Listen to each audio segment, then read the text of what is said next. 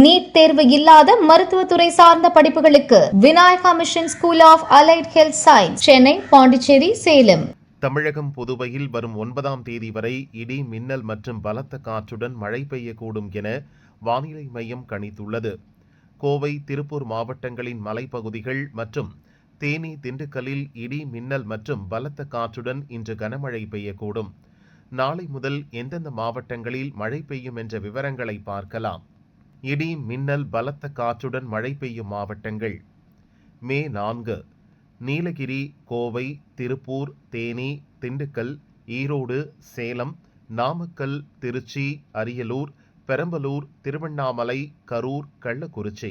May 5 Nilgiri, Kovai, Tiruppur, Theni, Dindigul, Erode, Krishnagiri, Dharmapuri, Salem, Namakkal. May 6 Nilgiri, Kovai, Theni, Tenkasi, Nellai, Kanyakumari.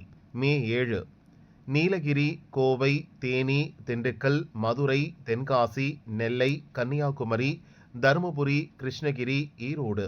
May 8, 9 Nilgiri, Kovai, Tiruppur, Erode, Theni, Dindigul, Madurai, Virudhunagar, Tenkasi, Kanyakumari, Nellai, Thoothukudi, Ramanathapuram, Sivaganga, Pudukkottai.